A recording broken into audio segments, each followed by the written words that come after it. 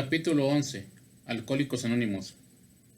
De los planes que había discutido Bill y el Dr. Bob en 1937, el más realista fue la proposición de publicar un libro referente al programa.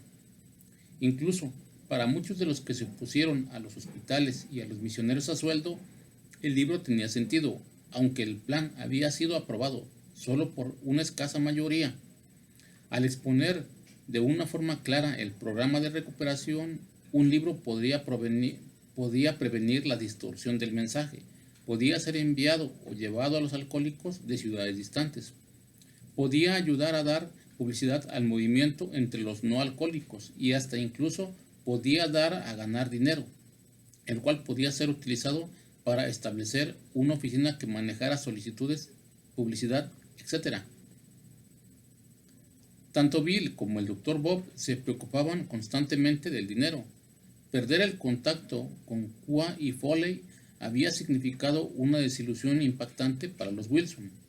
A Bill se le había asegurado que estaba trabajando bien para la firma y que sus investigaciones habían sido completas y acertadas. El hecho de que Quao y Foley estuvieran fuera de los negocios parecía significar que no podría ganar una posición permanente en el grupo que conocía mejor, lo cual le resultaba desagradable.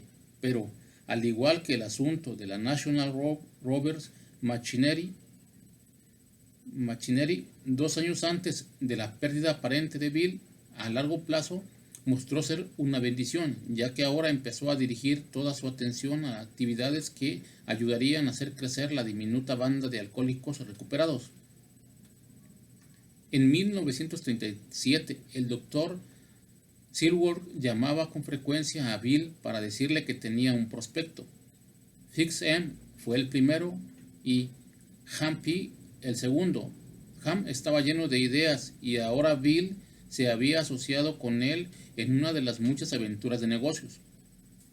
Esta consistía en un plan para organizar a los expendedores de gasolina del norte de New Jersey para formar una organización cooperativa de compras.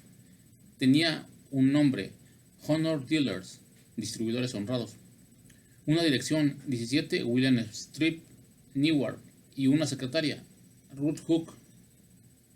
Ruth Hook no tenía idea en dónde se estaba metiendo.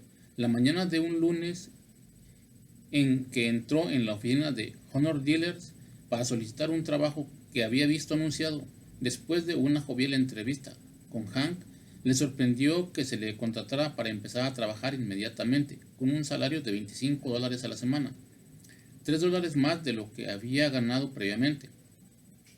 La impresión inmediata que me produjo Hank fue que tenía una personalidad vibrante, recordó Ruth, que era capaz de que algo le gustara o disgustara mucho, que parecía estar poseído de una energía inextinguible y que le gustaba tomar las decisiones. Tenía razón, Hank era tan impaciente como Bill era paciente.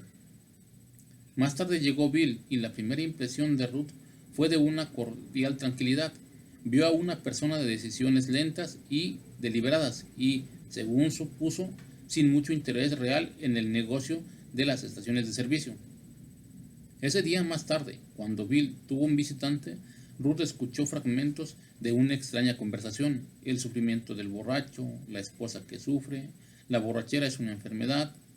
Cuando poco después oyó que Bill y Ham se reían a carcajadas, pensó que más bien eran crueles, pero la paga era buena y le agradaban ambos, así que decidió quedarse. Pocos días después se asombró al descubrir que Bill y Hank y un extraño arrodillados ante un escritorio en la oficina privada y rezando. Tanto en Akron como en Nueva York, los primeros miembros surgieron con las prácticas del grupo de Oxford de arrodillarse juntos para rezar.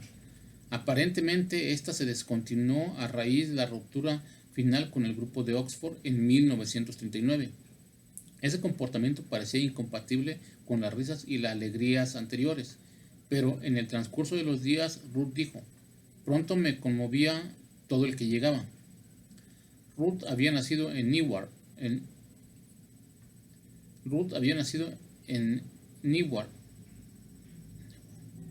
Newark. Ruth había nacido en Newark y se crió en una ahorrativa familia alemana. Asistió a la iglesia de habla alemana y vivía en un barrio étnico de la ciudad. Bill y Ham empezaron a llamarla Deutsche, alemana, y también algunas veces de Duchess, la duquesa, porque dirigía la oficina. Ruth recordó que en la oficina tenía un apodo y a nadie le... Ruth recordó que en la oficina todos tenían un apodo y a nadie se le llamaba por su nombre. Con solo 24 años ya había pasado por un matrimonio y tenía un hijo pequeño que mantener, pero afirmó: todos ustedes me hicieron sentir como si yo fuera una persona digna de mi propio derecho y que era muy importante para ustedes, lo que a mi vez hizo que yo quisiera darle a todos lo mejor de mí. Para mí eso es parte del secreto del éxito de AA. El generoso dar de uno mismo para las necesidades de otro, con muchos no alcohólicos que llegaron a estar asociados con la fraternidad. Ruth encontró una ayuda para sus propios problemas mediante sus principios. Ruth Hope probó ser un regalo caído del cielo para el pequeño grupo, ya que fue una trabajadora incansable y leal. Permaneció con ellos durante 5 años. Según creyó Ruth, Bill y Hank pudieron llegar a algo con el negocio de la estación de servicio, si hubieran desplegado tanta energía, reflexión y entusiasmo como lo hicieron para ayudar a los borrachos. Pronto se dio cuenta que el negocio de Honor Dealer en realidad era un medio para un fin y que ese fin era ayudar a un puñado de borrachos sin nombre. Se dio cuenta de que cada vez le interesaba más cada nuevo rostro que llegaba con el problema alcohólico y que se preocupaba mucho de que ellos tuvieran éxito. No pasó mucho tiempo para que Bill y Han tuvieran dificultades para pagar tanto el salario de Ruth como la renta de la oficina. Ruth siguió ahí sin ninguna paga durante algún tiempo, pero el dueño, que ya no había sido alcanzado por el contagio de su trabajo, finalmente los forzó a salirse y se cambiaron a una oficina más pequeña, también en Newark, más de acuerdo con sus posibilidades. Hasta 1939 la oficina principal de Bill estuvo en Newark.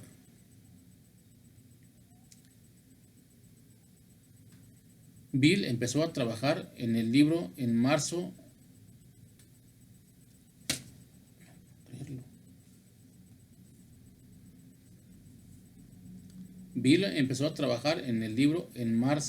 o abril de 1938. Ruth, que mecanografió el manuscrito, recordó que llegaba a la oficina con varias hojas de papel amarillo o rayas, con todas delineando en general cada capítulo. Lo que entendí, recordó, fue que esas notas eran el resultado de mucho pensar, después de horas de discutir los pros y los contras con todo el que pudiera estar interesado.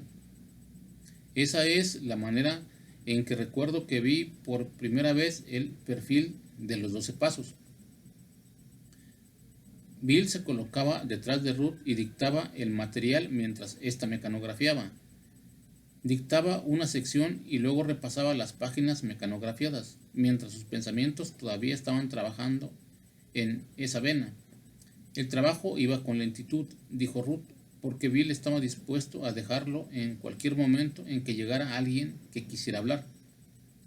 Trabajando a su manera, más bien no ortodoxa, Bill contempló pronto su historia personal y el capítulo llamado ¿Hay una solución? Trabajando a su manera, más bien no ortodoxa, Bill contempló pronto su historia. Trabajando a su manera, más bien no ortodoxa, Bill completó pronto su historia personal y el capítulo llamado Hay una solución. Estos, que llegaron a ser los capítulos primero y segundo, se elaboraron inmediatamente en lo que llamaban Multilight, para ser utilizados en verano de 1938 en la campaña para recaudar fondos. Bill y los nuevos depositarios todavía creían que las contribuciones de todavía creían que las contribuciones de los ricos estarían disponibles tan pronto como se comprendiera plenamente la importancia del nuevo movimiento. Ahora sucedió una cosa emocionante. Por medio de Frank Amos, Bill fue puesto en contacto con Eugene Exham, el editor religioso de Harper y Brothers. Exman leyó los dos capítulos, pulsó la capacidad de Bill para completar el libro y luego le ofreció publicarlo, dándole $1,500 a cuenta de los derechos de autor. Bill regresó a las nubes, ya que no muchos autores reciben esa aceptación tan rápida. No obstante, con posterioridad dijo que por unos segundos reflexionó respecto a la oferta y, debido a que la fraternidad no sería la propietaria del libro, ¿qué sucedería si se convertía en un importante bestseller? Serían incapaces de manejar las miles de solicitudes de alcohólicos desesperados y de sus familias. Con todo, los depositarios estaban encantados y apremiaron a Bill para que aceptara la oferta de Harper. Hank intervino ahora. Este era el que Bill describía como uno de los más formidables motores que hubiera conocido y lo convenció que debía dejar a un lado a los depositarios y vender las acciones de su propia compañía para también vender el libro ellos mismos. A Bill le molestó ir contra los depositarios, pero le gustó la idea de publicar su propio libro. Cuando regresó a Harper a ver a Exman, ante mi total asombro, estuvo de acuerdo, todo lo contrario a su propio interés, en que una sociedad como la nuestra debía controlar y publicar su propia literatura. Más aún, sintió que era posible hacer esto con éxito. Recordó posteriormente Bill.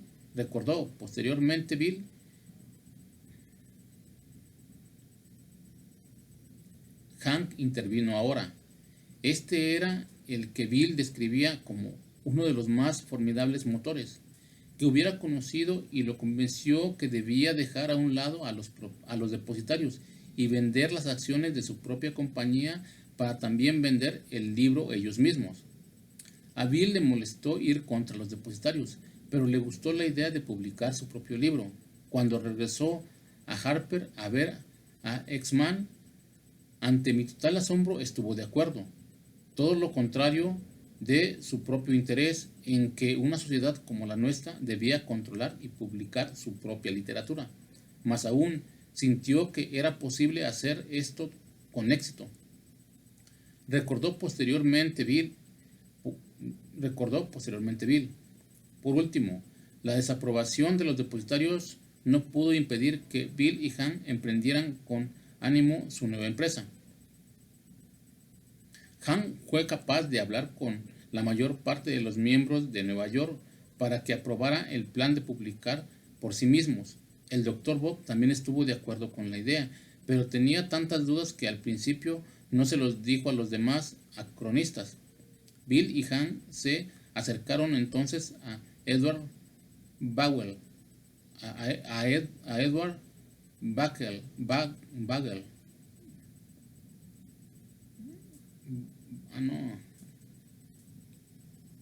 Edward Blackwell. Hank fue capaz de hablar con la mayor parte de los miembros de Nueva York para que aprobara el plan de publicar por sí mismos. El Dr. Bob también estuvo de acuerdo con la idea, pero tenía tantas dudas que al principio no se los dijo a los demás acronitas. Bill y Hank se acercaron entonces a Edward Blackwell, presidente de Cornell Press en Cornwall, Nueva York. Les explicó que el costo de impresión de un libro de tamaño común solo era de alrededor del 10% de su precio de venta, y eso los animó más aún. Podían permitirse pagar tanto como $1 por libro para su distribución y todavía tener grandes utilidades. Hank elaboró un proyecto para una nueva compañía que vendería 600 acciones a $25 a la par. Una tercera parte se vendería a los miembros por dinero en efectivo y las otras dos terceras partes se dividiría entre Hank y Bill por su trabajo. Los derechos de autor acostumbrados se asignarían a la Alcoholic Foundation, un gesto cuya intención era apaciguar a los depositarios. Hank apoyó su plan con diagramas que mostraban cálculos de utilidades sobre la venta de 100,000, 500,000 e incluso 1,000,000 de libros, recordó Bill. Que no pensaba de una manera tan optimista, esperaba que los ingresos del libro capacitaran a él y a otros pocos a convertirse en trabajadores de tiempo completo para la fraternidad y a establecer una oficina central general.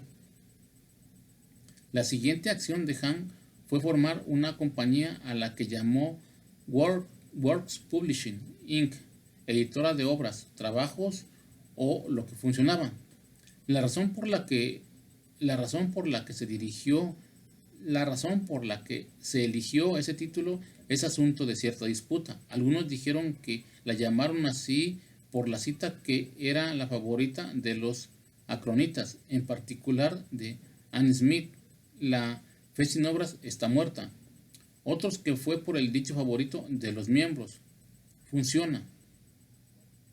Hank compró un bloc de certificados de acciones de una papelería, mecanografió el nombre de la nueva compañía en la parte superior de cada certificado y puso su firma en la parte inferior con el título de presidente.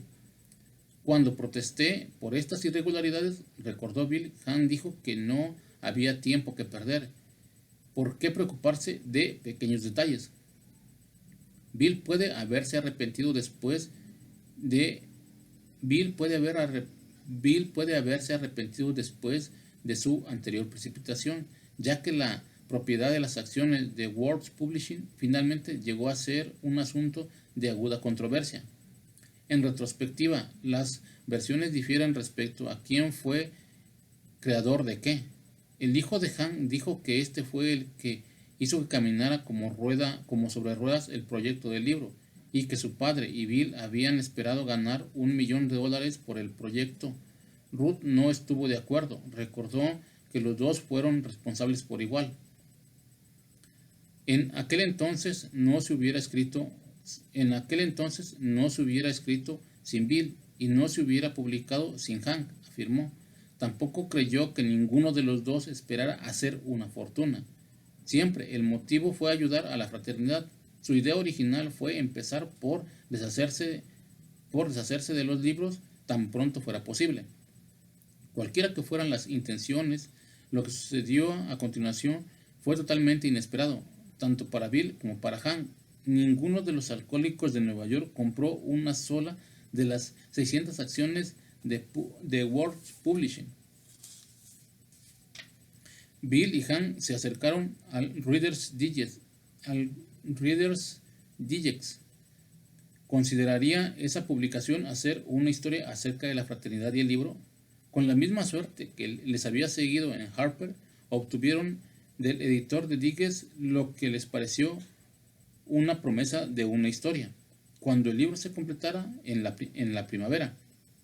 Sin embargo, no funcionó de esa manera. Cuando regresaron al siguiente año con el libro recién publicado, el editor de Digest se había olvidado de ellos, pero mientras tanto, con la fuerza de la promesa de Digest, se persuadió a otros miembros y amigos a que invirtieran.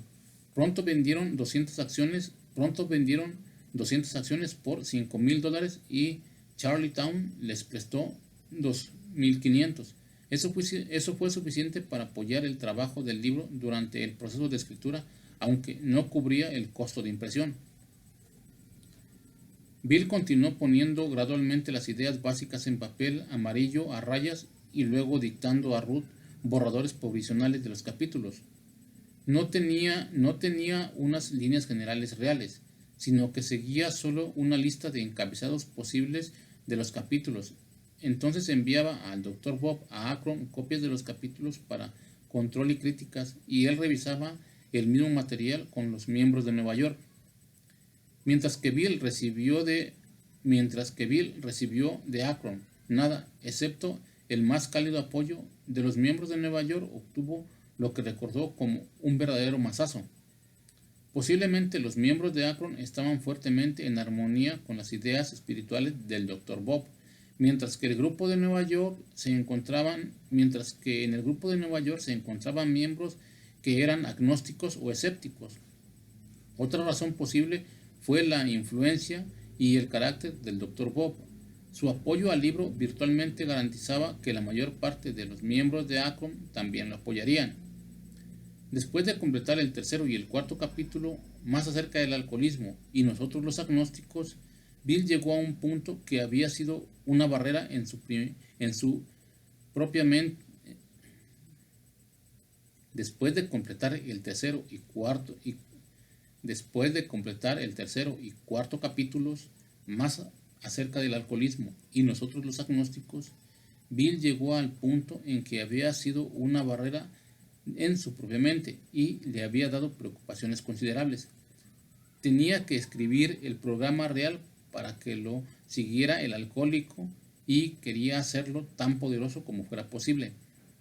Tenía un gran temor de que el mensaje pudiera ser malinterpretado por los alcohólicos en lugares distantes, porque era diferente a pasar el mensaje cara a cara, cuando uno podía observar personalmente la reacción del otro y responder las objeciones y preguntas, o aclarar cualquier confusión. En letra impresa no había una segunda oportunidad. Lo que estaba impreso en la página bien podía ser única información a la que tendría acceso el alcohólico sufriente. Debería tener fuerza y ser completa. Como aseguró Bill, no debe tener una sola excusa que sirva al alcohólico racionalizador para evadirse rápidamente. Bill estaba a punto de escribir el fabuloso quinto capítulo, ¿Cómo funciona? El material básico para el capítulo fue el programa que, en forma personal y directa, había estudiado utilizando Bill desde su propia recuperación. En gran parte eran los principios del grupo de Oxford y, además, tenía algunas de las ideas que había recogido de William James y el Dr. Silver. Más aún, Bill había trabajado con el Dr. Bob y otros alcohólicos probando y analizando cuidadosamente la funcionalidad y eficacia del programa inicial. En tanto que él fue autor nominal del quinto capítulo, de hecho, estuvo sirviendo como vocero de todos los demás. De acuerdo con Bill, su programa personal directo había sido un procedimiento muy consistente, que contenía 6 pasos para lograr y mantener la sobriedad. No hay evidencias de que el grupo de Oxford tuviera un programa así de específico. Sin embargo, prevalecieron las ideas de él en sus 6 pasos originales, según la lista que hizo Bill. 1. Admitimos que estamos derrotados, que éramos impotentes ante el alcohol. 2. Hicimos un inventario moral de nuestros defectos o pecados. 3. Confesamos o compartimos nuestras limitaciones en confidencia con otra persona. 4. Hicimos restituciones a todos aquellos que habíamos dañado por nuestra manera de beber. 5. Intentamos ayudar a otros alcohólicos sin pensar en lo absoluto, en recompensa, en dinero o prestigio. 6. Rezamos a cualquier Dios que pensamos que existiera para obtener la fuerza para practicar estos principios. Aunque estos pasos habían ayudado a la recuperación de los alcohólicos de Nueva York y Akron, Bill sintió que el programa todavía no era definitivo. Quizás nuestros 6 trozos de verdad se deben romper en partes más pequeñas, afirmó. Así podría llegar mejor hasta el desamparado lector distante y, al mismo tiempo, podríamos ser capaces de ampliar y profundizar las implicaciones espirituales de toda nuestra presentación. Bill dijo que escribió los 12 pasos mientras estaba acostado en la cama, en el 182 de Clean Street, lápiz en mano y con bloc de notas amarillas a rayas en su rodilla. Dijo Louis que lo escribió en la cama, no porque realmente estuviera enfermo, aunque no se sentía bien, y si podía acostarse lo hacía. Estaba en cama ya que era el mejor lugar para pensar. Al empezar a escribir, pidió guía y se alejó. Las palabras empezaron a volcarse con asombrosa velocidad. Completó su primer borrador aproximadamente en media hora. Luego siguió escribiendo hasta que sintió que debía detenerse y revisar lo que había escrito. Al enumerar los pasos encontró que sumaban 12, un número simbólico. Pensó en los 12 apóstoles y pronto se quedó convencido de que la sociedad debía tener 12 pasos. Se ha perdido el primer borrador de los 12 pasos, tal como Bill lo escribió esa noche. Esta es una reconstrucción aproximada de la manera en que los escribió por primera vez. Número 1. Admitimos que éramos impotentes ante el alcohol, que nuestras vidas se habían vuelto ingobernables. Número 2. Llegamos al convencimiento de que Dios podía devolvernos el sano juicio. Número 3. Tomamos la decisión de poner nuestras voluntades y nuestras vidas bajo el cuidado y dirección de Dios. Número 4. Sin miedo hicimos un minucioso inventario moral de nosotros mismos. Número 5. Admitimos ante Dios, ante nosotros mismos y ante otro ser humano la naturaleza exacta de nuestros defectos. Número 6. Estuvimos enteramente dispuestos a que Dios nos liberara de todos esos defectos de carácter. Número 7. Humildemente de rodillas pedimos a Dios que nos libere de nuestros defectos, sin que retuviéramos nada. Número 8. Hicimos una lista completa de todas aquellas personas a quienes habíamos ofendido y estuvimos dispuestos a reparar el daño que les causamos. Número 9. Reparamos directamente a cuanto nos fue posible, excepto cuando el hacerlo implicaría prejuicio para ellos o para otros. Número 10. Continuamos haciendo nuestro inventario personal y cuando nos equivocábamos lo admitíamos inmediatamente. Número 11. Mediante la oración y la meditación buscamos mejorar nuestro contacto con Dios, rezando solo para conocer su voluntad para nosotros y fortaleza para cumplirla. Número 12. Habiendo tenido una experiencia espiritual como resultado de este curso de acción, intentamos llevar este mensaje a otros, en especial alcohólicos, y practicar estos principios en todos nuestros actos. Los primeros 3 pasos de Bill fueron extraídos de la lectura de James, de las enseñanzas de Sam Shoemaker y de aquellas del grupo Oxford. El primer paso se refería a la calamidad y al desastre. El segundo era una admisión de derrota, de que uno no podía seguir viviendo sobre la fuerza de los propios recursos. Y el tercero era un acudir a un poder superior pidiendo ayuda. Como Bill recordó, esa noche tuvo 2 visitantes tardíos, su íntimo amigo Horace C. y con el recién llegado seco escasamente durante 3 meses. Los dos pusieron algunas objeciones al empleo frecuente de la palabra Dios y al pedir de rodillas que fuéramos liberados de nuestros defectos. Ruth Howe refirió que Bill apareció un día en la oficina con los pasos prácticamente completos, pero cuando le mostró el manuscrito a los miembros locales hubo acaloradas discusiones y muchas otras sugerencias. Jimmy B. se opuso a las fuertes referencias a Dios, tanto en los pasos como en el resto de los primeros capítulos. Ham quería suavizarlos, pero Fitz insistió en que el libro debía expresar las doctrinas cristianas y utilizar términos y expresiones bíblicas. Ruth recordó, Fitz estaba porque Dios estuviera en todo. Tú, Bill, el término medio y Han por muy poco, y yo intentando reflejar la reacción de la no alcohólica por muy poco.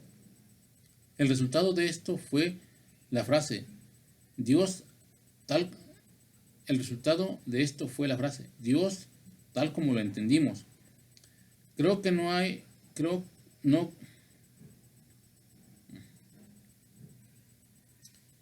Ruth Hook refirió